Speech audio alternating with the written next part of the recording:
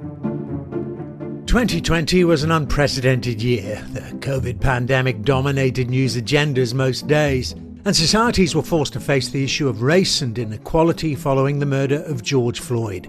But the past 12 months or so have been memorable for other reasons as well. We did it, Joe. Kamala Harris became the first woman and woman of colour to be sworn in as US Vice President. But while I may be the first woman in this office, I will not be the last.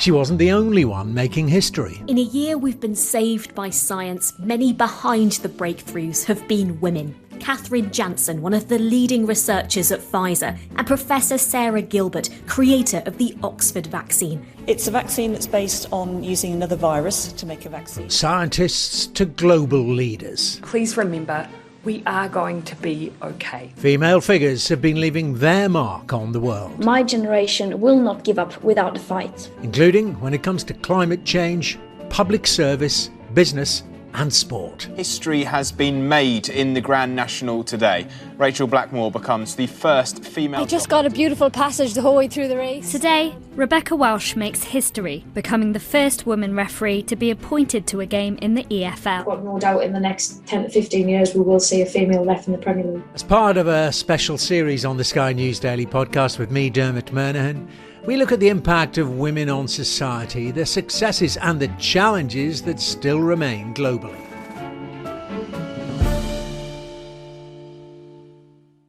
On today's episode, we focus on women in business. My name's Helena Morrissey, and I suppose I'm known for sort of being a city, people call me a superwoman, but I don't like that term, because I have also lots of children. I've been the CEO of Newton Investment Management for 15 years, stepped down from that in 2016. And these days I'm a non-exec director. I'm about to become the chair designate at AJ Bell. And I've also done lots of campaigning around gender equality. And I've written a book, A Good Time to Be a Girl. Baroness Morrissey has worked in the city for more than 3 decades and has 9 children.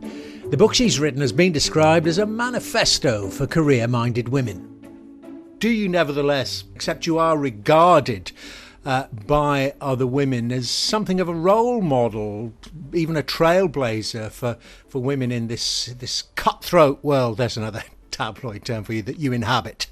Well, I think if that means that I may have encouraged some other women to enter the city and to consider a career and not feel that it's incompatible with having a family, then I'm happy to have that label. I don't think anyone ever sets out to be a role model, but I'm aware that I've looked ahead and seen, amazing women before me achieve great things, and it is inspiring. And what was your own path, though? I mean, there must have been battles, there must have been obstacles along the way. Definitely. When I started in the city, it was a real traditional environment. It wasn't just all male pretty much, but, all white. Everyone had been to private school and so forth. And I went to state school as well. So I was very much an outsider. And the most overt thing that happened to me was when I had my first child. I was only 25 years old. And although that's not especially young in the professional world, it is. And I came back from maternity leave and I was eligible for the first promotion. And I was expected to get it. I thought I'd done everything that I needed to do. I had been sent off to New York. I was so-called a high flyer and so forth, but I didn't get the promotion. And when I asked my boss what I needed to do differently, he said, there's nothing wrong with your performance, but there is some doubt over your commitment with a baby. Now, this was a long time ago, and I'm confident that company has changed a lot now, and no one would say that. But I was pretty shocked at that point because I hadn't changed what I was doing. I had still the same work ethic. I was working very hard. And, it was in all honesty, a bit of a struggle at that point. So that was then. And it was certainly not something I had expected. And I had to decide, what was I going to do about that? Well, you continued to build your family, of course. You ignored it, quite rightly. But Helena, we still hear these stories today, and not just from the city. We still hear these stories today about women saying, well, look, I took that break for the sake of my family, obviously, and I came back and I've been bypassed. Sadly, you're right, Dermot, and there are websites like Pregnant Then Screwed that list out a lot of problems that women have experienced. And the Equality and Human Rights Commission did some work a couple of years back where they looked at, both women's experiences when they had children and employers' stated intentions about protecting women and so forth. And there's a big gap between what women actually experience and what employers say that they are inclined to do, how supportive they are and so forth. Obviously not all employers, and obviously not all women suffer discrimination over pregnancy, but sadly it happens too often even today. Let's get on to the book and the title of the book. It came out, nearly 3 years ago. A Good Time to Be a Girl. Why so, and is it still? So the reason I called my book that was because I felt there was a narrative that was quite negative at the time, a lot of sort of victimhood talk, and also this sense that actually to succeed, women needed to lean in to the status quo and that we just needed to work harder, say yes to every opportunity and so forth. And I wanted to get across an argument a bit different, saying, actually, we need to change the system. We need to modernize working practices. We need to make more use of technology. We need to encourage more men to play a part in family life. Fast forward now, and obviously since then we've had the pandemic, and that has been a very double-edged sword for women. Obviously, everybody has suffered through the pandemic, but there is a lot of evidence that women has borne the brunt of domestic duties more than men, childcare, homeschooling, etc. So that has been a negative, but at the same time, many of us have been forced to work from home. We are doing this from home, you and I. And what is shown in a way that theory never could is that actually remote working can work. It can be very efficient, productive.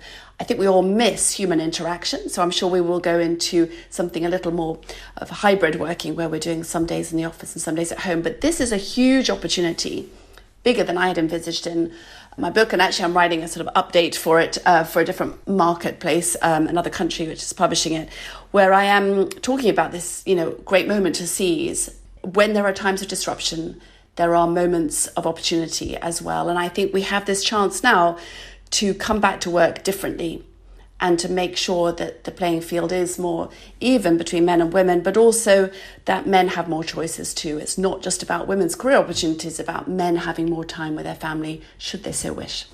Yeah, I mean, referring back to what we discussed earlier, clearly working from home addresses an awful lot of issues about being more family friendly. But then, of course, as no doubt you're addressing, it also raises huge issues on the other side when it comes to that career about, development, collaboration, learning if you're new to the job. All those things are much more difficult if you're in splendid self-isolation at home. I agree entirely, and that's why I don't think it's a panacea for all ills at all. And in fact, I've really enjoyed my forays back into various offices in the last few weeks. But I do think it can be particularly helpful for men and women when they have families. And, 85% of couples do have children. This is not something that is very unusual. And at present, it is an obstacle, or it has been an obstacle for many people, not just women. There are obviously lots more carers of children who are women, but actually a lot of men look after elderly parents as well. And they've often said that they don't tell their employer about this. So I think we just need to be more focused on results and measuring performance, not so much on hours at the same office desk, but about what we get done. Of course, I think young people starting out need to have, mentors in the office.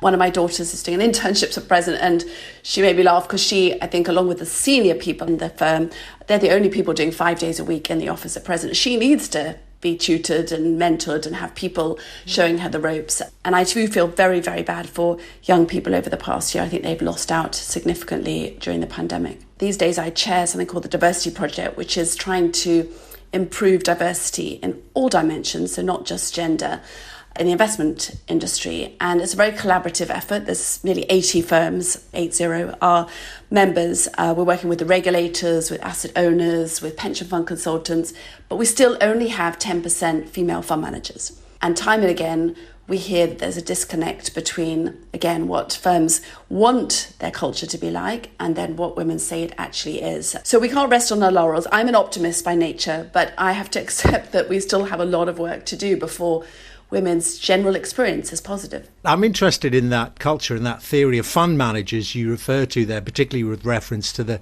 financial crisis. This idea that's been posited that if there had been more women in charge of the banks and the funds, that perhaps it may not have been as bad or may not even have occurred at all, because there was a huge element of testosterone involved in some of the weird financial instruments that were being developed and sold. You can never prove, obviously, this. There are two sets of experiences where you have the Lehman sisters versus the Lehman brothers. But it is true that our bodies are different, and women's bodies produce 1/10 of the testosterone of men's. There's been quite a lot of academic research showing that the problem is with testosterone in the trading room is that if you win, then you'd tend to double up on your bets and so forth, and you get sort of crazier and crazier about it.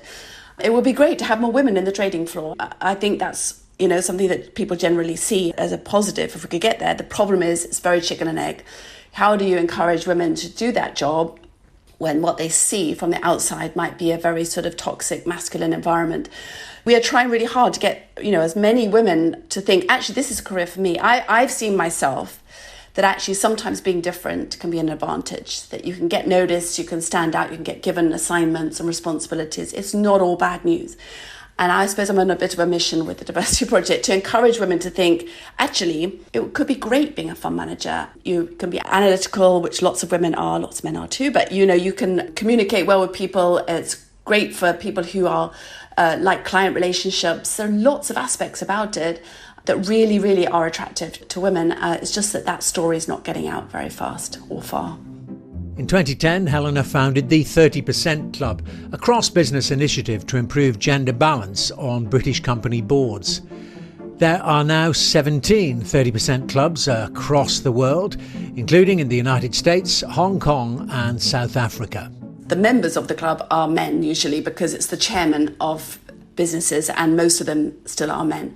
And yes, when we launched, some chairmen said to me, well, it should be the 50% club. But at the time, less than 10% of board seats across the FTSE 350, the top 350 British companies that are listed on the stock exchange, less than 10% of those board directors were women. Today, it's over a third across that entire universe, which is, to be honest, is astonishing to me. And there are now no all-male boards across the 350, and yet there were over 40% were all-male when we launched. So that has been exciting. I'm not sure at this stage we can rest on our laurels, though, and say we'll go to 50%, because actually the 30% Club these days works hard on executive level roles and the influence that 30% Club can have. The board is obviously a very important part of the oversight of a company, but it's not running the company.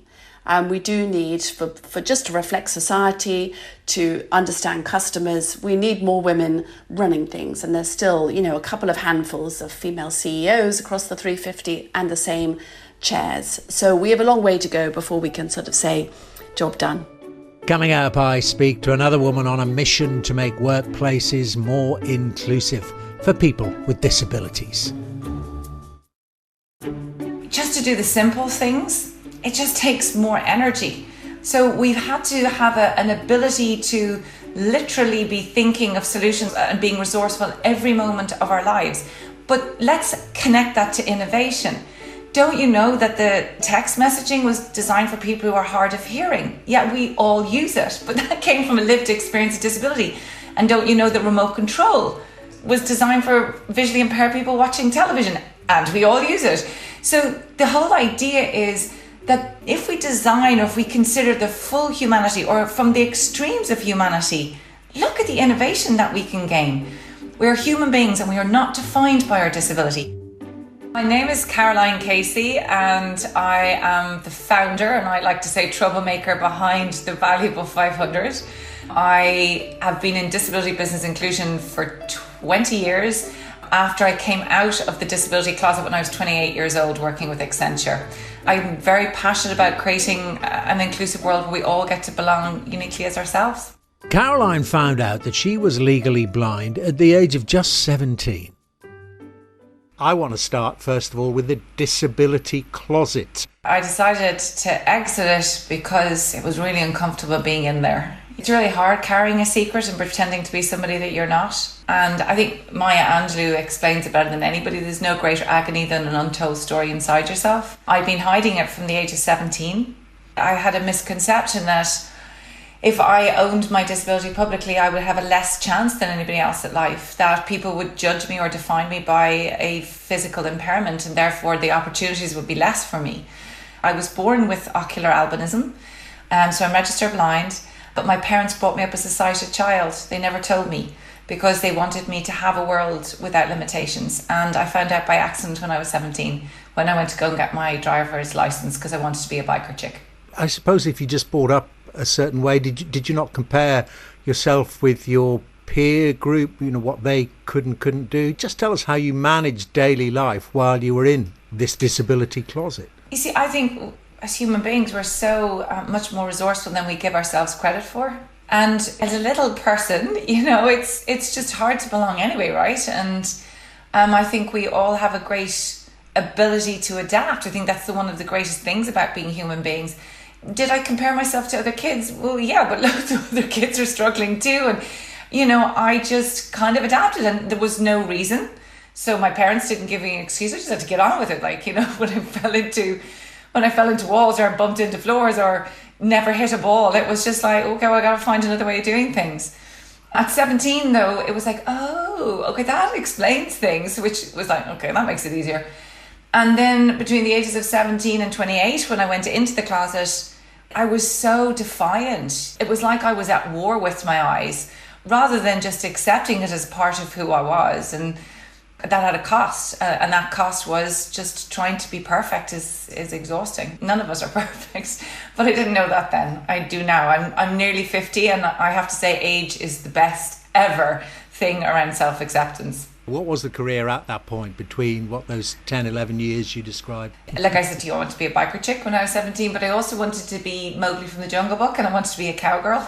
It's just like mad. Actually, to be honest, I think I was just an adventurer at heart. I still am.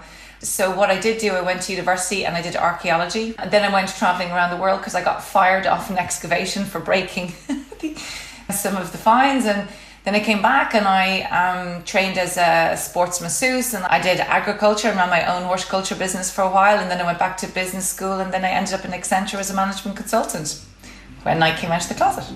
In 2019, Caroline launched the Valuable 500, looking to help release the social and economic potential of more than 1 billion people with a disability globally.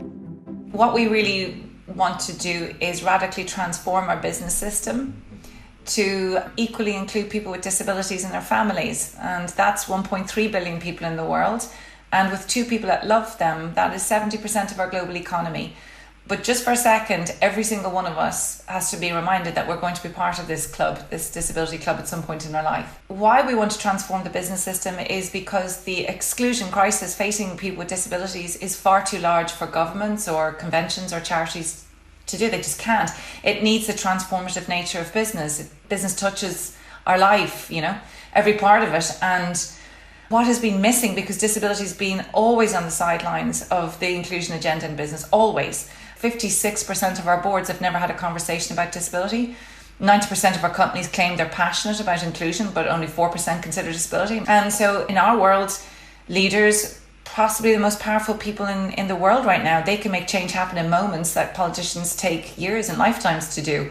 What could we do if we got a critical mass of CEOs to transform the business system? And that's why we called it the Valuable 500, to get 500 of the world's most influential CEOs and their brands to position disability as a leadership agenda item and commit to making change. And you've hit the landmark, hit the target. We have hit the target. It was on the 18th of May that we did. And I have to be honest, when we began this, people were like, there's no way you can achieve this. But let me tell you, we launched on the 24th of January 2019, and less than 2.5 years later, on the 18th of May, we got to 500. And that represents 20 million employees, 35 countries, 64 sectors, and the power of 8 trillion in revenue. And that's exciting. Don't get me wrong, I'm really excited about that achievement. It's a milestone. But what's more exciting to me is on the 18th of May, we launched Phase 2.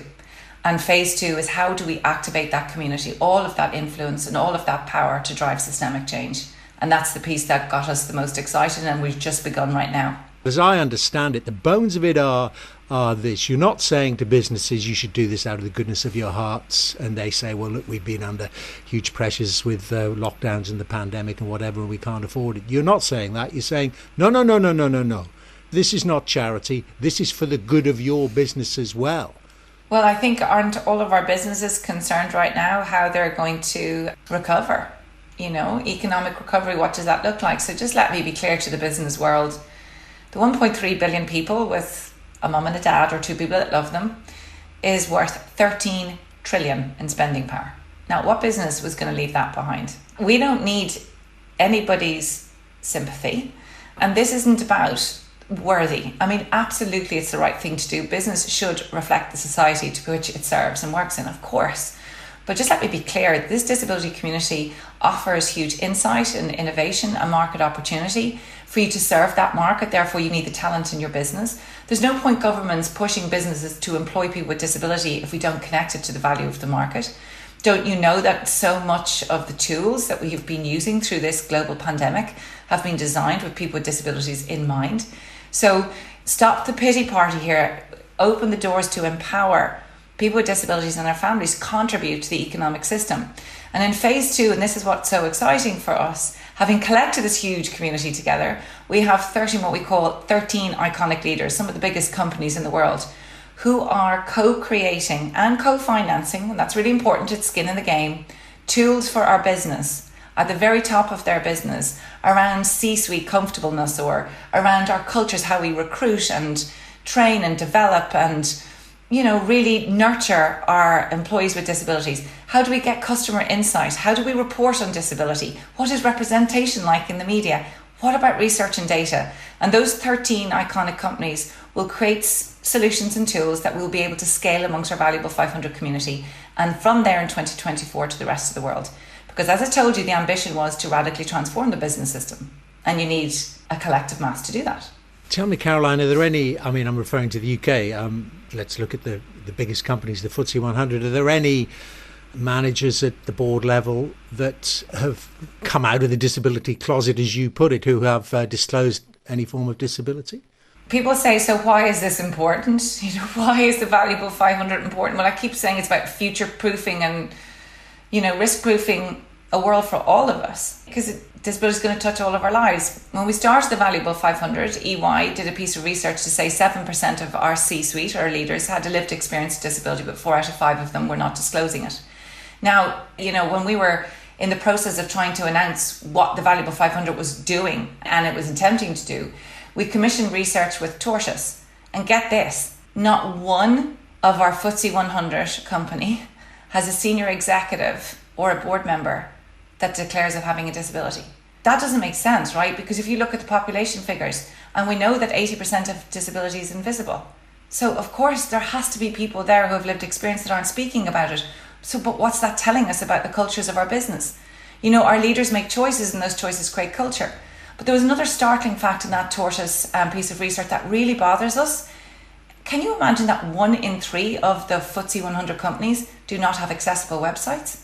Can you believe that in this digital age? And from what you're saying, Caroline, I mean, the thought occurs, it's obvious now that this is the heart of discussions about diversity. But when it comes to diversity, people think about gender, about race, of course, about sexual orientation, but not necessarily disability, which of course cuts across all those and includes all those issues as well. Disability is the one demographic or one club we can all belong to at any time. 80% of disabilities acquired between the ages of 18 and 64, which is workforce age. And then as we get older, I guess bits of us don't work as well. So we are all going to experience disability at some point. And so why is disability the poor cousin, or has traditionally been, on the diversity and inclusion agenda? And it has been, and the stats prove that. Well, firstly, I don't believe in segregating our humanity into demographics where we pit against each other, where we would pit gender against LGBTQ and LGBTQ against race. I'm a woman and I have a disability. We turn up in multiple identities at different stages of our life. And so I think what we really now are looking at in the post-COVID time is to have a more universal or inclusive approach to diversity and inclusion.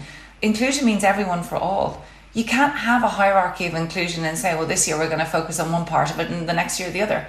To become part of the valuable 500, the CEO of the business had to be accountable for the leadership conversation and the leadership action. We've seen change happen because of that, because the leaders have started to talk about it. And that's the only way that we know that disability will become equally included and integrated into the business, because in the shadow and light of a leader. My thanks to our guests and to you for listening to this episode of the Sky News Daily podcast, hosted by me, Dermot Murnaghan, and produced by Annie Joyce, along with our interviews producer, Tatiana Alderson. If you've enjoyed this podcast, you can follow it in all the usual places, and we'd love a review while you're there.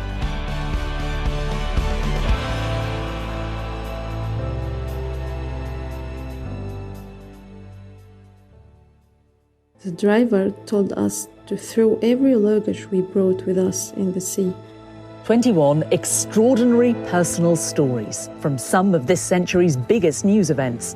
The Chilean mine rescue has to be one of the most amazing stories that I've ever covered. Storycast 21 from Sky News. Listen, follow, subscribe. Eyewitnesses said a wall of water appeared to simply rise out of the sea. There was no warning.